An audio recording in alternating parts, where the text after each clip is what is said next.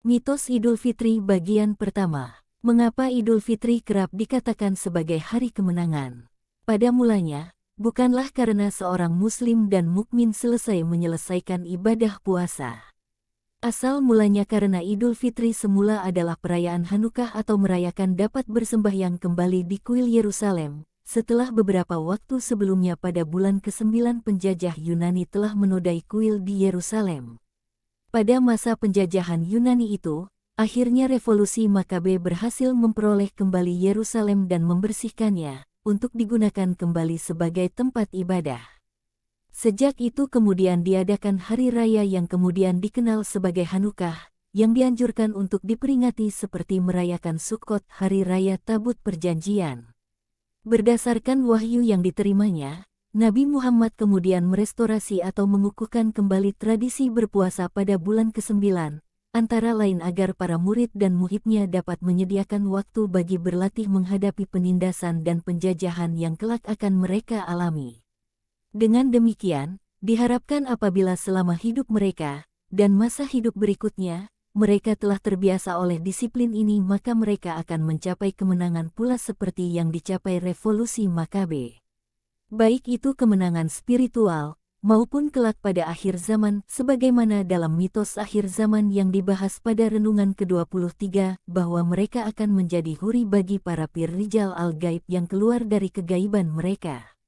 Umar ibn Khattab menggunakan kesempatan pada masa kekhalifahannya untuk merebut Yerusalem dari kekristenan setelah nubuat-nubuat yang disampaikan mursyidnya akhirnya menjadi kenyataan.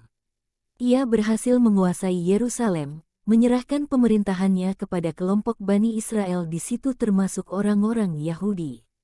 Setelah Umayyah berhasil mensabotase al-Islam dari sistem konsensus Sakifah yang mendirikan Khulafaur Rasyidin.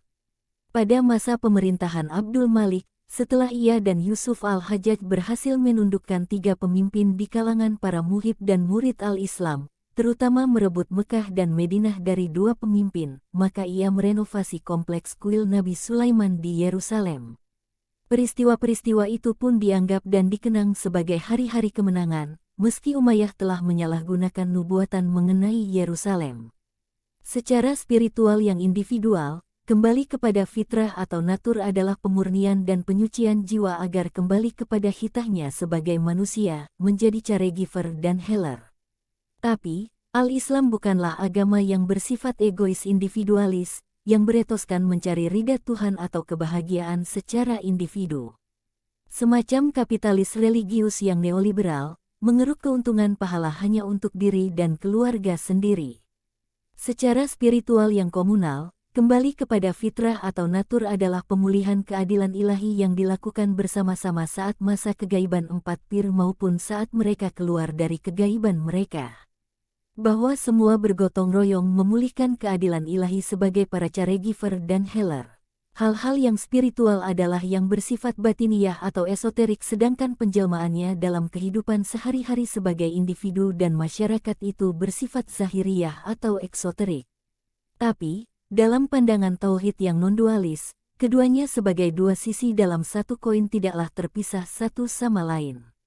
Zakat yang dibayarkan menjelang Idul Fitri adalah kegiatan zahir, untuk menjelmakan keadilan ilahi, tapi niat pembayaran zakat dan rasa yang dialami si pemberi zakat, itulah yang bersifat esoterik.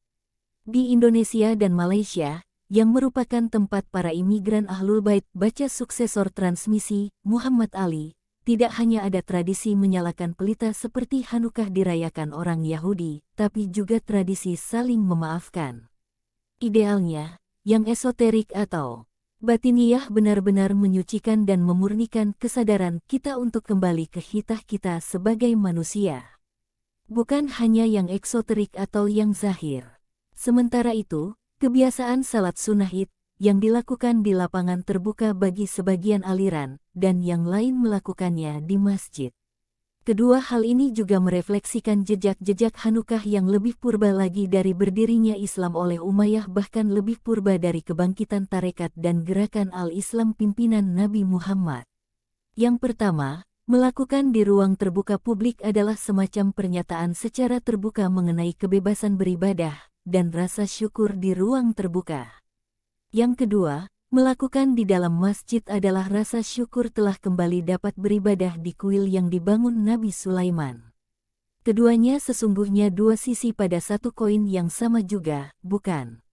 Sampai jumpa pada renungan tagar Ramadan berikutnya. Semoga ada masa, nafas, dan kemampuan saya untuk itu. Sidamastu.